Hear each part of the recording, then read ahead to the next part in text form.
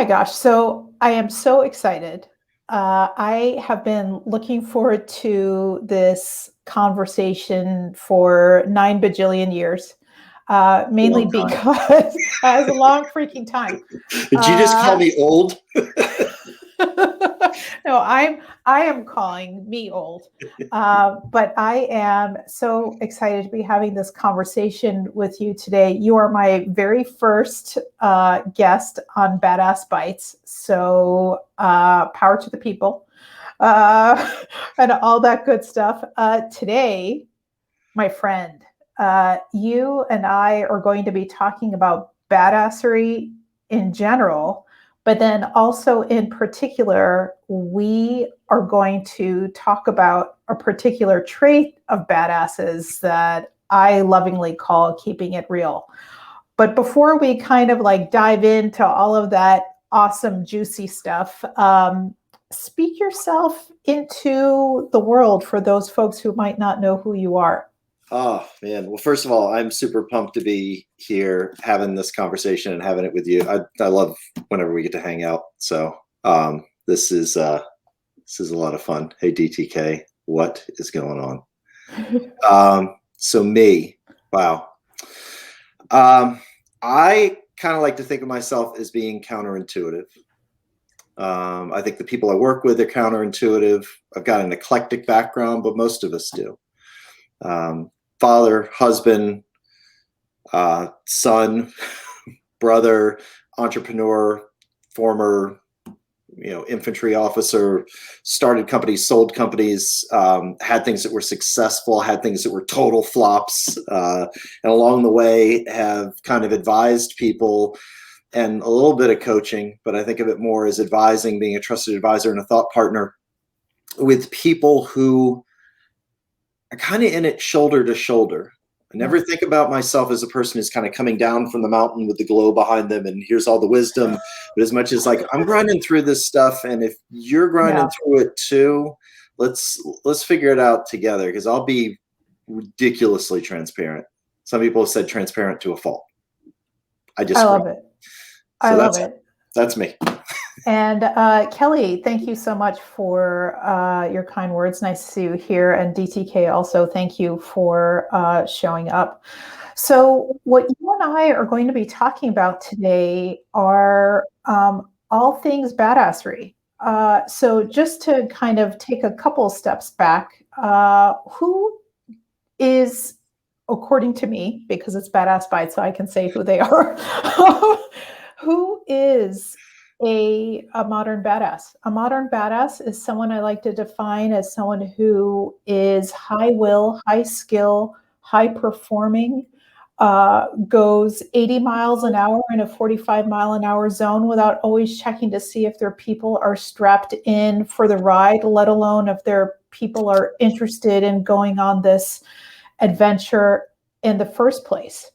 They are doing audacious things in this world, or they have ideas of the audacious things they could be doing in this world. And I am so excited for them and by them that I can't help but be called to serve them. And so the reason why I'm so interested in them is that I think that they have, I believe, not even think, that they have an outsized impact on all of us once they finally get out of their own freaking way. And so I have written a blog post. There it is, the 14 traits of modern badass leaders. And the one that you and I are going to be talking about today is something I love to call keeping it real. And so as we dive into this, let me share what that definition is for you all so that we can kind of level set. Okay, keeping it real. You're easily bored, and it's obvious when you're bored. You can't phone it in like other people do. If you're not passionate about it, you want no part of it. And, one of the things, Kevin, you and I have talked about is this unwillingness to tolerate that which does not interest us, our unwillingness to engage in that which does not serve us. And I'm speaking, it's true just generally as people, but I'm also speaking as people who are entrepreneurs, or they're, it's a funded startup, or they're scaling their business, or they are head of a division of a much larger company.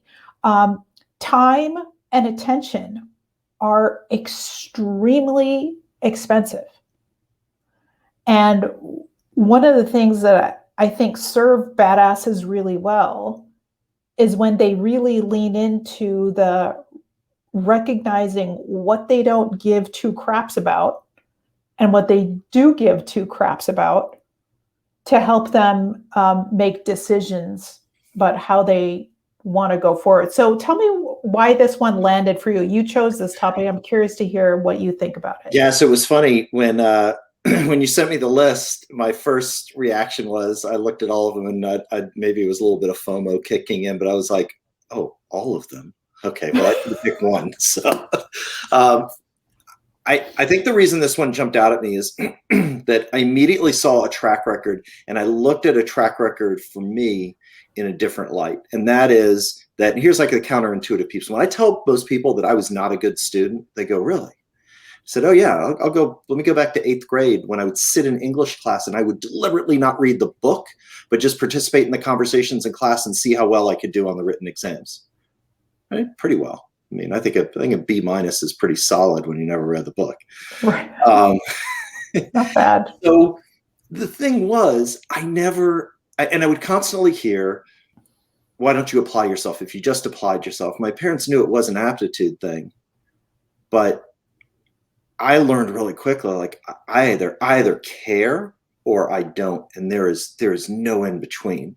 Yeah. And the thing for me, carrying this forward now into the work that we do, is that I experience this myself. I know other high achievers do as well, that all of a sudden that high achiever moniker, all of a sudden, well, I'm not totally a high achiever. I mean, I didn't crush it in school. I didn't do well at this. I didn't do well at that. It's always easy to go and find the things that are missing versus saying, I've got this intuitive governor that goes, hey man, put your energy. It is trying to lead me to put my energy against those things at which I excel. And I think that is true for most high achievers, yet we are battling a myriad of different messages that may have been imprinted for ages. Or on the other end of the spectrum are those that are trying to do everything well. And it's diluting where you can put your weight to bear, going inch wide, mile deep. Yeah, I love that you just said inch wide, mile deep, because we don't, it's like these little, it's like an energy leak, or it's an attention leak, or whatever kind of leak you want to call it, but there's a leak to it, and the leaks are incredibly expensive. And so when I think about the types of clients that I have, and I know about the types of clients that you have, these leaks of attention, prodigiously expensive. And there's this battle that leaders often have of, well, I should be doing this. So there's like this sense of obligation, or what is the acceptable to other people thing that I should or could be doing. And then there's the instinctually, strategically high opportunity thing that I'm being called to do. And there's always this tension. And I have found that the really successful people are really good at establishing these boundaries of, this is what I'm going to do, and this is what I will farm out. This is why I have, I don't know, a technology team. This is why I have an analytics team. This is why, I have an outsourced CFO, or this is why I have all of these people that do all of these other things, so that I don't get distracted from this main thing that I do. And it can be extremely polarizing when someone says, I don't give a crap about this particular thing. I would much rather have someone else do it. It can be off-putting to some. Well, it also can be. I'm going to try to let me take a second to figure out how to say this in the most streamlined way possible. In many cases, if we are highly critical of ourselves, we can start to look at those flaws in a way that we need to overcompensate. And here's what I mean, particularly I've experienced this. It's funny, in this conversation, I'm realizing I've experienced this multiple times in my life. And I am sure there are other entrepreneurs who have, where we look at the areas, particularly if you look at this through the framework of, oh my gosh, the book's escaping me right now. If you look at this through a rocket fuel kind of framework, where you have an integrator and you have a visionary. You are a visionary. I am 100. I take that test and I was like, I was on the extended scale. I'm a visionary. Yeah. The problem becomes if all of a sudden you start to realize and you say, okay, in order for me to lean into that, I need to go find an integrator and start to look at that as somehow or another you're lacking in that area, and you go to seek a partner. Business partner, somebody that you're giving equity away, somebody that you're giving away, that you're diluting the power around driving the vision forward, and it can create problems for you. It can create massive problems. There's an inner story that you're creating for yourself that's disempowering for you as a creator, as a visionary. And there's also the inequity and everything that it creates in the structure of the organization that's less than efficient for the decision making. And again, for me, it does come back to looking as an individual, every individual looking at, where do I unapologetically want to step into? And you can take this outside the framework of starting your own business as well. I've seen this for years as a headhunter, and then also working with those in the C-suite who are switching roles, and many times finding themselves in this place at 20, 25, 30 years of experience and saying, oh my God, I do all these things well, and I need to be the master of all these. No, you don't. You're at this beautiful place in life where it's actually not only intrinsically beneficial for you to find the thing you want to crush and, again, go inch wide, mile deep on, it's also extrinsically beneficial because you go, hey, that's the lever I can pull. And yeah, you're going to put me on retainer for $30,000 a month to do it. And it's probably going to take me about 5 hours a month to do it for you. They don't need to worry about that. But here's what your ROI looks like when you let me play in this one area of your business. Precisely. I'm so glad you said that. The upside of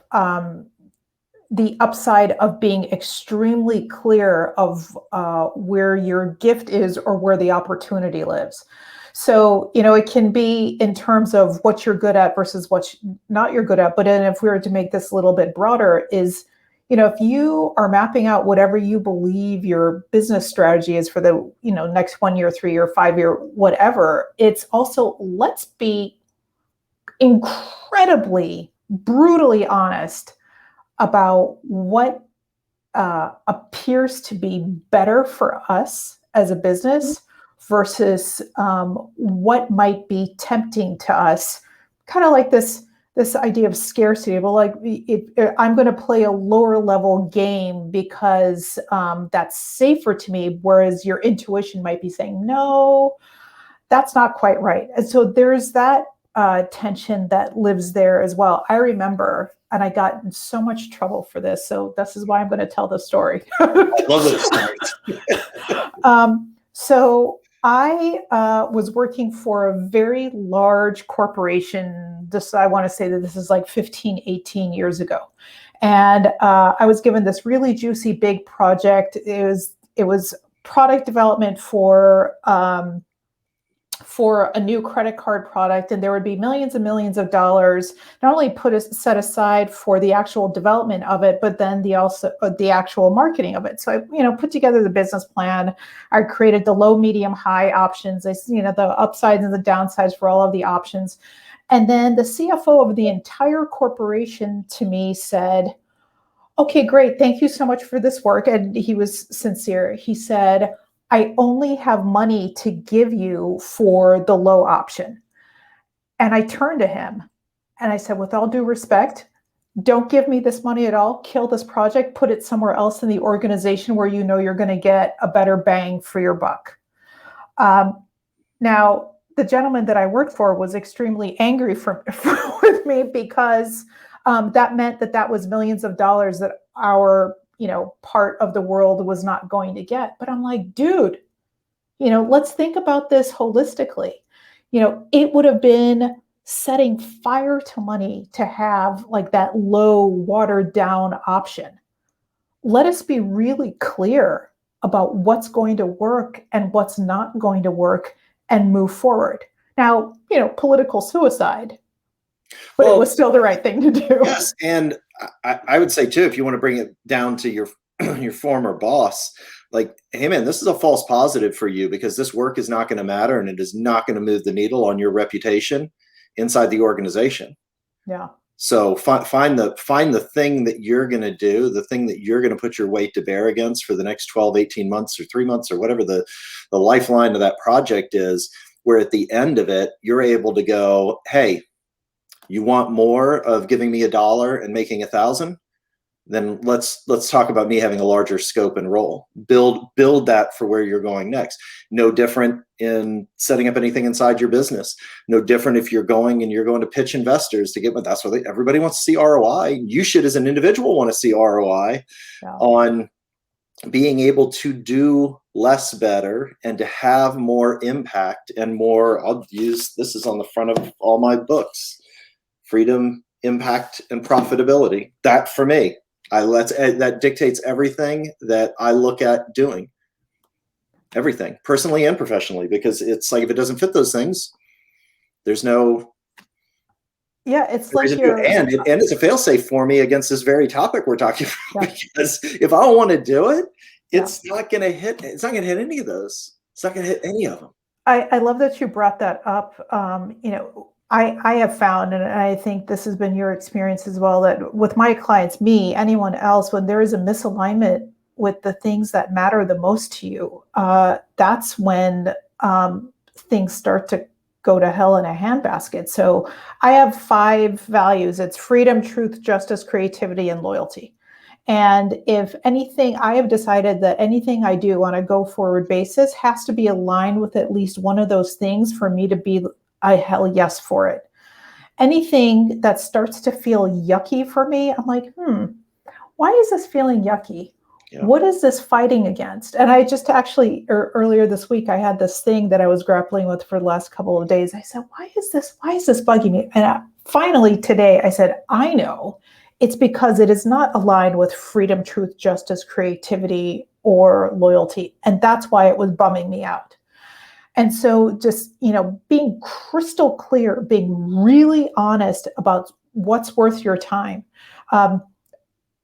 I was joking with you earlier today that I wanted to make a reference to Elaine's Spongeworthy episode on Seinfeld.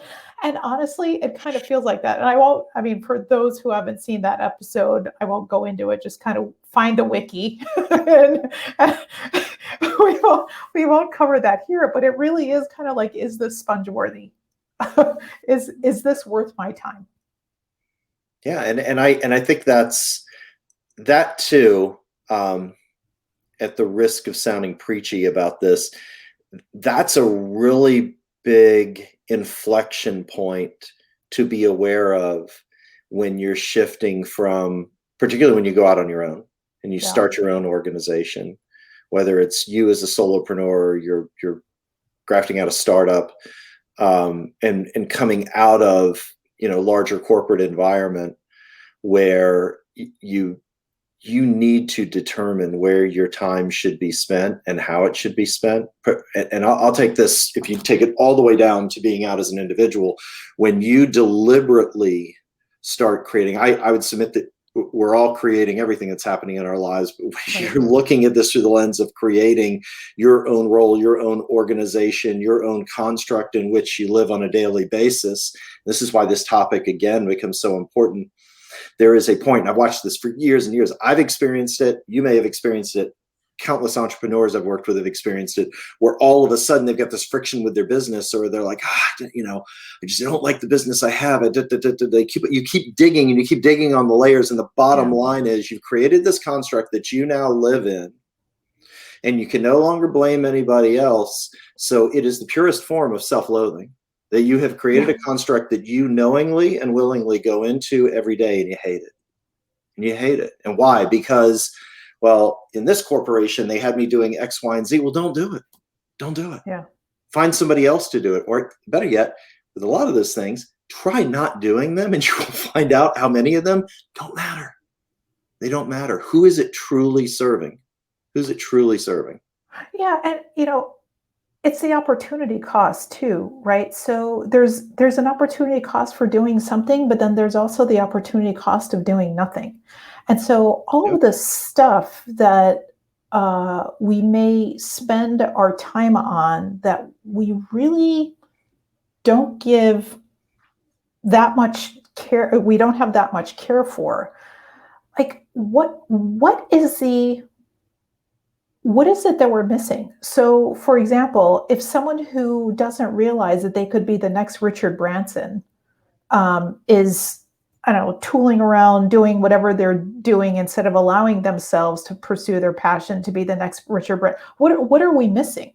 Or the next Elon Musk, or the next Steve Jobs, or the next, Sarah Blakely, all of those things, the next Warren Buffett. When we have decided that we won't declare what our boundaries are, that we have decided that we are not going to be passionately for something, and also being really clear about what we're passionately against. It doesn't mean anti. It's I am against spending my time or wasting my attention on this thing that really at the end of the day has very little upside for me, my company, humanity, whomever. And I have found the really successful leaders are the ones that are really good at setting what those boundaries are. Yeah, and to build on something you just said, I do think it's fine to say what you are against and frame it out in the context of what you are for. Yeah. Right? That I am, because I'm a believer that when we focus on the things we want to move away from or we don't want in our lives, if we're not doing that in the context of what we're moving towards or what we are creating, then it requires us to constantly go back and create that thing that we want to move away from, which then gets us right back in it. If nothing else, our energy and our thoughts and everything, we're not actively creating where we want to go. We're once again recreating where we don't want to go. Precisely. It's kind of like, what I like to say is you can't boil the ocean, but you can boil a series of kettles. And so if we have everything as a possibility, we are trying to boil an ocean. Good luck. Oh, and everything is a possibility. If we're as this fits into that broader framework of, and I know you subscribe to this as well as I do, of living a created life versus a reported upon life. Everything is a possibility, and we need to figure out what we are truly committed to. What possibilities? You're first committing to living in a world of possibilities, and then second, you're committing to putting your energy against specific possibilities. And that again comes right back to what we're talking about here, which is saying this: I know I can do all those things, and some of them I can do better than others, but let me take a step back and stop using this and start thinking from here on what it is that fulfills me. What is my intuition telling me I should go do? And then the how all sorts it out. I was messaging back and forth with a guy I've known for years, and he and his,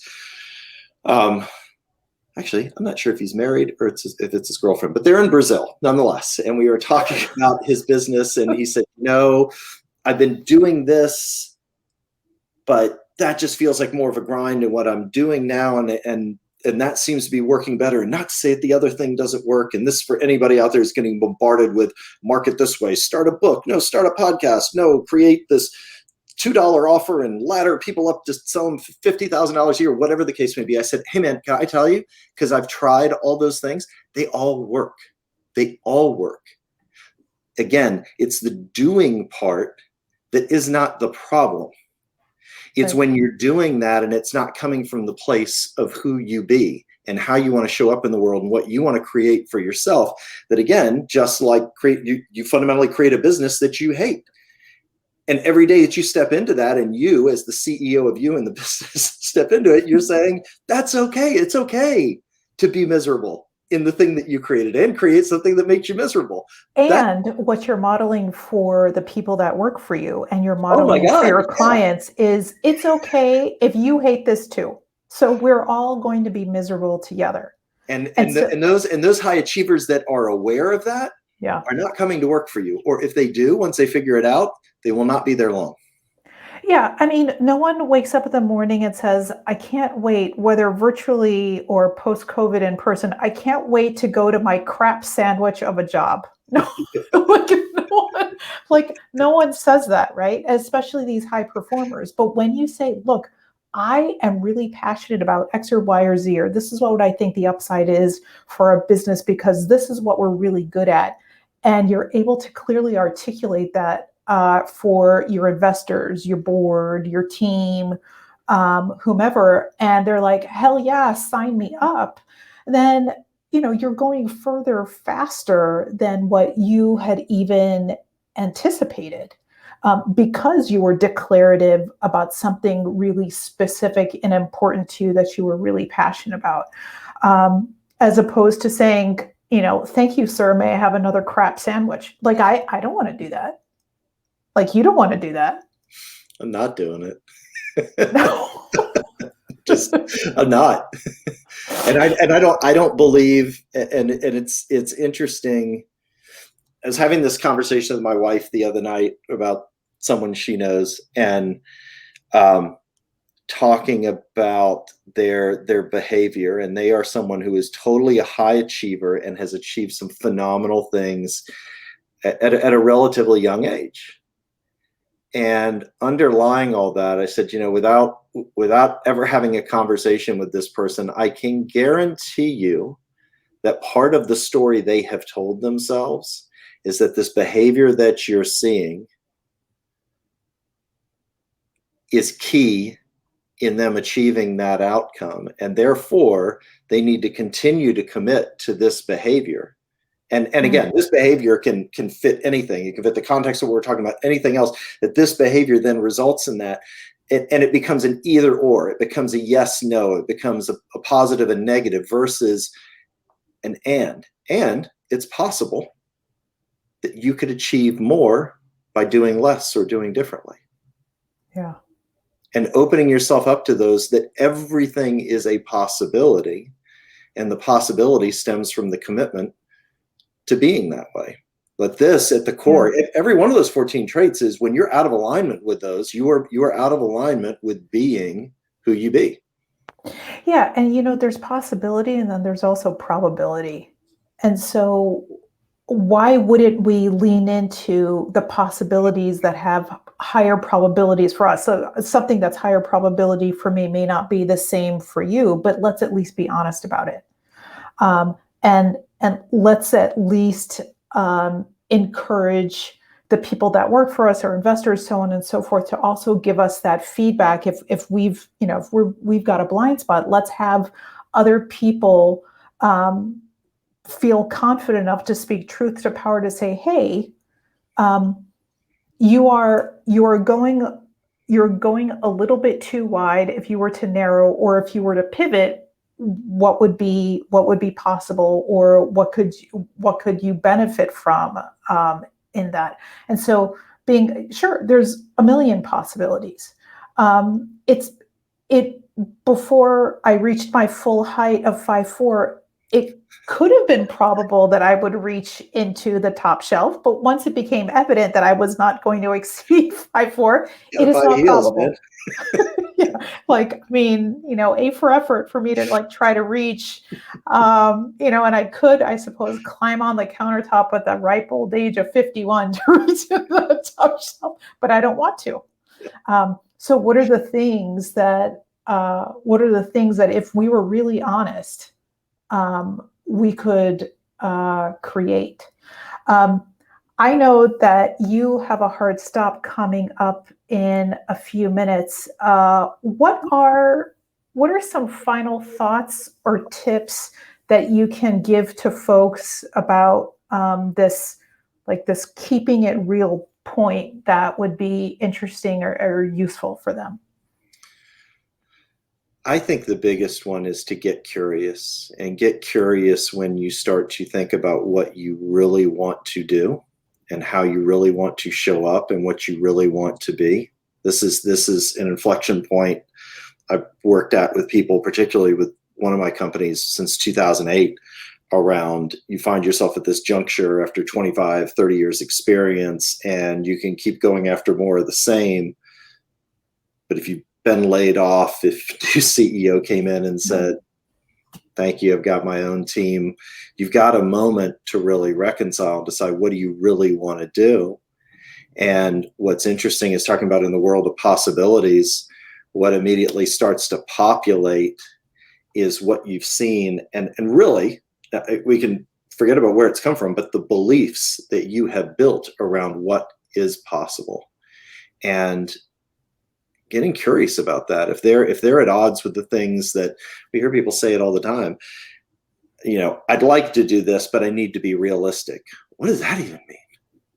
Yeah, that's a buzzkill. Is it right? I mean, it's what, and I used to always say, like, listen, unless you tell me you want to go from fry chef to astronaut, and I'm not even saying it's not a possibility. I've never experienced that. I don't know the path there.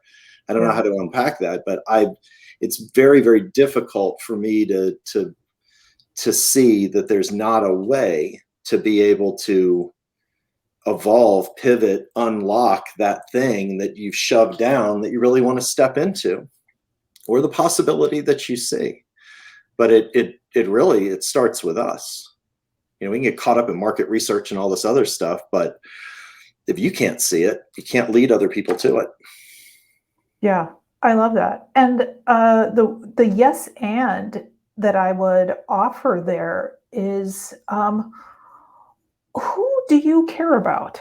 And whatever it is that you do, whether it is that you're making fries or you are, an aeronautical engineer doing all the interesting, fabulous things.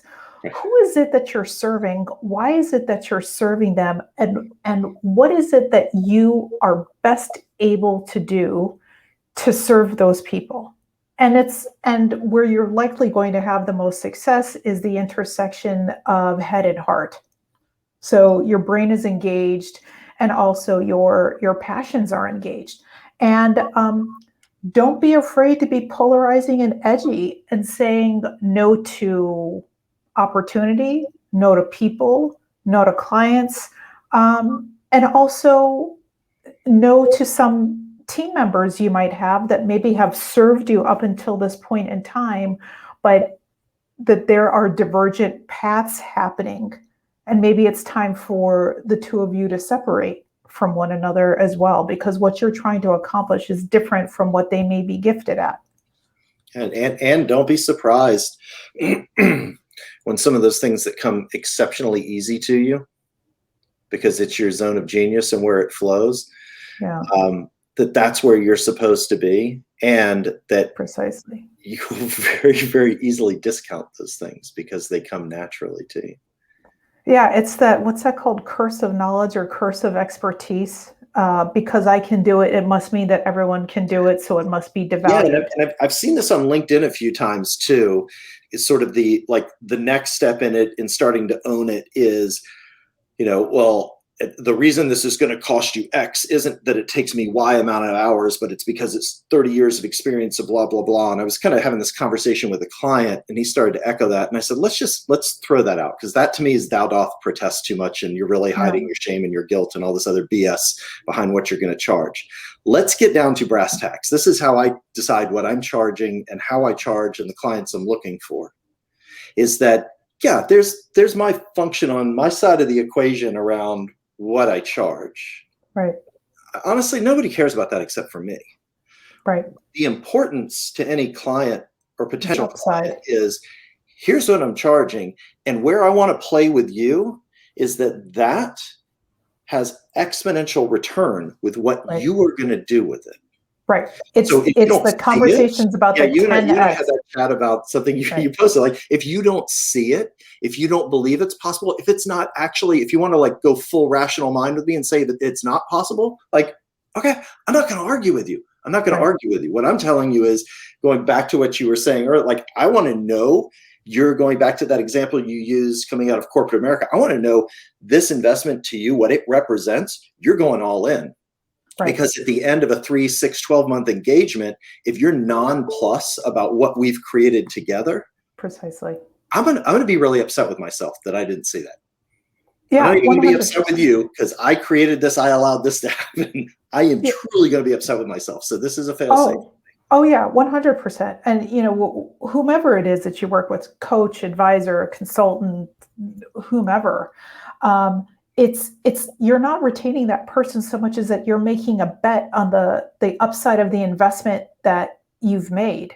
And if you've been really clear about what it is that your needs are, and you're really clear about what it is that you're trying to do, then you will choose that person who will help you as you get to that 10x goal, whatever that 10x, 5x, 20x, whatever that might be individually for you, as long as you're honest about it. I mean, that's really what we're talking about here, is be honest. Have a clear idea of what your boundaries are and what your passions are, and people can only respect that degree of clarity and transparency. If people are prodigiously lazy, make it easy for them to understand who you are so that they know how it is that they can engage with you. Yeah. Amazing. Kevin, rock star. Thanks, Mike. So appreciate this conversation today. Yes. People looking to connect with Kevin more, there is his website. If you want to drop him a love note, this is his email address. If you'd like to drop me a love note, if you'd like to drop me a love note, this is my email address. But that is it for today's Badass Bytes. Kevin, thank you so much for your time. Hey, thanks for having me on. Appreciate it. Bye.